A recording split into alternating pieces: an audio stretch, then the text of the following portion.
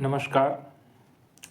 हमारे अनेक मित्र, खास करके जो झारखंड में शिक्षक हैं, कर्मचारी हैं, क्षतिपूर्ति अवकाश के बारे में पूछते हैं। ऐसे तो मैं सीएल संबंधित एक दो वीडियो जारी किया हूँ, लेकिन क्षतिपूर्ति अवकाश सीपीएल के विषय में कुछ भ्रांतियाँ हम लोगों को हो जाया करती थी। तो आज हम उसका निदान करते हैं, खास करके झारखंड के शिक्षकों और झारखंड के कर्मचारियों के लिए, झारखंड राज्य के संदर्भ में। तो आप लोग हमारे वीडियो पर बने रहिए और सर्वप्रथम हम निवेदन करेंगे कि इसको सब्सक्राइब कीजिए और अपना कमेंट दीजिएगा। और किन्हीं बिंदुओं पर सेवा संहिता पर, शिक्षा सेवा संहिता पर अगर आपस में कुछ भ्रांति हो जाए, कुछ थोड़ा सा कन्फ्यूजन लगे, तो उस पर कमेंट करना है, चर्चा करना है, ताकि अगले वीडियो में हम उसको क्लियर कर सकें। तो इस वीडियो के प्रेरणा स्रोत हमारे संजीव भाई जी हैं, संजीव सर हैं, और उन्हीं के प्रेरणा से आज हमको लगा कि क्षतिपूर्ति अवकाश पर झारखंड के शिक्षकों के संदर्भ में एक वीडियो बनाना आज के परिप्रेक्ष्य में निहायत जरूरी है। तो चलते हैं हम, क्षतिपूर्ति अवकाश क्या है। तो इस संदर्भ में आप देखिए, आपके सामने मैं झारखंड सरकार के कार्मिक प्रशासनिक सुधार एवं तथा राजभाषा विभाग का एक पत्र है 21/16 का, इस संदर्भ में जो प्रेषक निधि करे सरकार के प्रधान सचिव रहे हैं, उनका पत्र आप लोग के सामने मैं पढ़ रहा हूं। और यह पत्र में क्षतिपूर्ति अवकाश के सारे बिंदुओं को स्पष्ट कर दिया गया है। सेवा में सभी अपर मुख्य सचिव, सभी प्रधान सचिव, सभी सचिव, सभी विभागाध्यक्ष, सभी प्रमंडलीय आयुक्त, सभी आयुक्त झारखंड, विषय क्षतिपूर्ति अवकाश के संबंध में। महाशय, उपयुक्त विषय के संबंध में कहना है कि अखिल भारतीय सेवा के पदाधिकारी तथा राज्य के सरकारी सेवक के लिए क्षतिपूर्ति अवकाश के संबंध में उपलब्ध प्रावधानों को निम्न परिचालित किया जाता है। अखिल भारतीय सेवा के पदाधिकारियों के संबंध में प्रावधान देख लीजिए, आप लोग के सामने है कि अखिल भारतीय सेवा के पदाधिकारियों को छुट्टी की देयता the all India service leave rules 1955 से निर्देशित है। इस नियमावली में क्षतिपूरक छुट्टी का कोई प्रावधान नहीं है, अतः अखिल भारतीय सेवा के पदाधिकारियों को क्षतिपूरक छुट्टी देनी है। अर्थात आईएएस आईपीएस जो हमारे झारखंड में है ना, और भी जो यूपीएससी से अखिल भारतीय सेवा से आए हैं, उनको क्षतिपूर्ति अवकाश देने हैं। क्लियर। अब मेरे मित्र, हम चलते हैं राज्य के सरकारी सेवक के संबंध में प्रावधान। वित्त विभाग बिहार सरकार के संकल्प 14636 दिनांक 30/11/72 के द्वारा राज्य के सभी सरकारी कर्मचारी को क्षतिपूरक छुट्टी की सुविधा दे। अर्थात शिक्षकों को, राज्य सरकार के कर्मचारियों को, जब बिहार के संकल्प से है तो उसी संकल्प को झारखंड सरकार भी मान रही है, इसलिए यहाँ भी क्षतिपूर्ति अवकाश दे है। अब है, यह क्षतिपूरक छुट्टी विशेष परिस्थिति में खास तौर पर आपत्तिक रिलीफ, धार्मिक त्यौहार और आपातकालीन एवं अन्य अवसरों पर सार्वजनिक छुट्टी की अवधियों में लोक सेवा की आवश्यकता पर किसी सरकारी सेवक को ड्यूटी पर रखे जाने पर उन्हें दे है। अर्थात जब छुट्टी के दिन में आपने काम किया होगा तो आपको क्षतिपूरक अवकाश मिलेगा।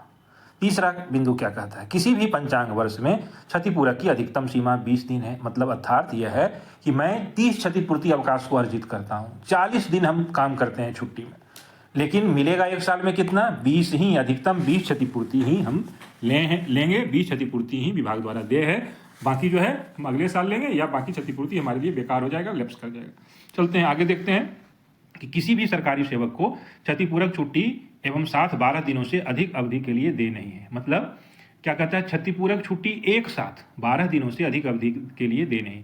अर्थात आप 20 क्षतिपूरक अवकाश अर्जित किए तो एक बार में आप 12 का उपयोग कीजिएगा, फिर विद्यालय में ज्वाइन कीजिएगा, अपने कार्यालय में योगदान दीजिएगा, उसके बाद फिर क्षतिपूर्ति लीजिएगा। 12 से अधिक के हम हकदार नहीं है। अब देखिए पत्र का जो अगला हिस्सा है, यह छुट्टी विशेष आकस्मिक छुट्टी की प्रकृति है, जिसमें सरकारी सेवक की आकस्मिक छुट्टी की तरह ही कर्तव्य पर माना जाता है। अर्थात कि हम जब सीएल पर रहते हैं तो माना जाता है कि हम कर्तव्य पर हैं, इसलिए हमारा वेतन नहीं रुकता है। मैं जब चिकित्सा अवकाश पर हूँ तो माना जाता है कि मैं कर्तव्य पर अनुपस्थित हूँ, इसलिए चिकित्सा अवकाश में देखते हैं कि स्वीकृति के बाद वेतन भुगतान मिलता है, तो यहाँ कर्तव्य पर माना जाता है। इसलिए अगर मान लीजिए कि आपका अब्सेंटी 25 को जाता है, आप 20 से 30 10 दिनों का या 11 दिनों का क्षतिपूर्ति अवकाश पर हैं, तो भी आपका अब्सेंटी में प्रेजेंट ही आपको माना जाएगा और आपका वेतन नहीं रुकेगा। तीसरा कहता है कि क्षतिपूरक छुट्टी देने का अधिकार संबंधित कर्मियों को आकस्मिक अवकाश स्वीकृत करने का अधिकार रखने वाले पदाधिकारी को प्रदत्त है। मतलब अगर आप प्राइमरी विद्यालय में हैं तो आपके डीडीओ या बीओ या गुच्छ प्रभारी प्रधानाध्यापक, हाई स्कूल में हैं तो आपके प्रभारी प्रधानाध्यापक जो भी आपको सीएल ग्रांट करते हैं वही आपको सीपीएल यानी क्षतिपूर्ति अवकाश भी देंगे? कहीं कोई क्लियर नहीं बिंदु अगर है तो स्पष्ट कमेंट में लिखिए मेरे भाई। मैं आप लोग के लिए बहुत मेहनत से यह पत्र ऊपर किया और हमारे बहुत सारे मित्र है ना विद्वान, उन लोग ने कहा कि आप ही इस पर जवाब दीजिए, तो हम कहे मैं वीडियो के माध्यम से आप लोग को अच्छी तरह रखने का कोशिश करता हूँ। अगला बिंदु है कि क्षतिपूरक छुट्टी अन्य सरकारी घोषित छुट्टी, आकस्मिक अवकाश एवं रविवार के साथ मिलाकर एक बार में अधिकतम 12 दिनों तक दी जा सकती है। अर्थात अगर मैं 5 क्षतिपूर्ति लिया, बीच में एक संडे हो गया 6 और 6 हम सीएल लिए, तो मिला के 12 से अधिक दिन नहीं। कुछ लोग पूछेंगे कि सीएल के साथ ले सकते हैं, बिल्कुल आप सीएल के साथ लीजिए, क्षतिपूरक मिला के लीजिए, 12 दिन की सीमा को क्रॉस नहीं कीजिएगा, 13वां दिन आपको योगदान देना है। अगला है जिस पर कि हमारे मित्र बंधु बार बार कमेंट करके भ्रांति, कन्फ्यूजन, दिग्भ्रमित, दिवा स्वप्न के शिकार हो रहे हैं, उसी बिंदु पर मैं जोर दे रहा हूँ। और देखिए हम जो है सो बड़ा भी कर रहे हैं आपको स्क्रीन में कि क्षतिपूरक छुट्टी का किसी पंचांग वर्ष के दूसरे वर्ष में 1 वर्ष के अंदर ही उपभोग किया जा सकता है। अर्थात क्षतिपूरक छुट्टी का किसी पंचांग वर्ष, मान लीजिए 25 का पंचांग वर्ष है, आप 25 के जुलाई में छुट्टी को अर्जन किए, तो दूसरे वर्ष में 1 वर्ष के अंदर ही, मतलब 26 में है ना, 1 वर्ष के अंदर। अर्थात बहुत सारे लोग इसका इस तरह से करते हैं व्याख्या कि नहीं 26 के 31 दिसंबर तक, लेकिन मैं यहाँ कहूँगा कि नहीं, 25 में आपका चिट्ठी 30 जुलाई को अगर जारी हुआ है कि संबंधित कर्मी को 5 क्षतिपूर्ति दे है, तो अगले साल 29 तारीख तक, 29 जुलाई तक आप क्षतिपूरक का उपभोग करिएगा। यह आपके सेवा संहिता में है, यह आपके चिट्ठी में है। अगर किन्हीं को अड़चन है तो हमारे लिंक पर इस चिट्ठी का, वीडियो में इस चिट्ठी का लिंक है, आप पर्सनली हमारे नंबर पर कॉल कीजिए। यह चिट्ठी जो है सो झारखंड सरकार के वेबसाइट पर लोड है, वहाँ से ऊपर कीजिए और लगा दीजिए, एकदम अंडरलाइन कर दीजिए कि क्षतिपूरक छुट्टी का किसी पंचांग वर्ष के दूसरे वर्ष में, उसी वर्ष में नहीं, दूसरे वर्ष में 1 वर्ष के अंदर ही उपभोग किया जा सकता है। तो मेरे भाई 25 जुलाई में आपको छुट्टी मिली है तो 26 जुलाई तक क्यों नहीं लीजिएगा? कौन इसको रोकेगा? इसके लिए पूछना, कन्फ्यूजन का क्या शिकार है ना, और वैसे मित्र कन्फ्यूजन के शिकार जो कि भीष्म पितामह। चलिए आगे की हम चलते हैं बिंदु। उपयुक्त प्रावधानों के तहत क्षतिपूरक छुट्टी स्वीकृत करने के क्रम में छुट्टी स्वीकृत करने वाले पदाधिकारी को निम्न बिंदु पर साक्ष्य प्राप्त करके ही क्षतिपूरक छुट्टी स्वीकृत करना चाहिए। ये हम लोग के लिए नहीं है, ये किन के लिए? जो हमको छुट्टी ग्रांट करेंगे, लेकिन वो भी देख लें कि क्या है। पहला है कि सार्वजनिक अवकाश की तिथि जिसमें संबंधित कर्मी द्वारा कार्य किया गया हो को कार्यालय खोले जाने संबंधी आदेश की प्रति अथवा कर्मी की ड्यूटी संबंधी आदेश, मतलब कि यह आदेश रहना चाहिए या ड्यूटी रहना चाहिए कि फलाने छुट्टी में आप वीक्षण का कार्य किसी परीक्षा में किए हों, छुट्टी में आप चुनाव ड्यूटी किए हों, छुट्टी में अन्य कोई कार्यालय क्रम किए हों, ये हमारे वरीय अधिकारी द्वारा इसका आदेश होना चाहिए। अगर नहीं है तो भी हम अगर उस तिथि में, उस उक्त अवधि में कोई वर्क किए हैं तो कार्यालय खोलने का साक्ष्य हमको चाहिए, कर्मी की ड्यूटी संबंधी साक्ष्य चाहिए। और लगभग जो यह साक्ष्य होगा हम किन्हीं न किन्हीं वरीय पदाधिकारी के आदेश से ही काम करते हैं, तो आदेश चाहिए। दूसरा कहता है कि संबंधित कर्मी का उक्त तिथि को कार्यालय आने एवं कार्यालय से जाने के साक्ष्य के रूप में बायोमेट्रिक उपस्थिति के प्रति जहां यह सुविधा उपलब्ध हो, है ना।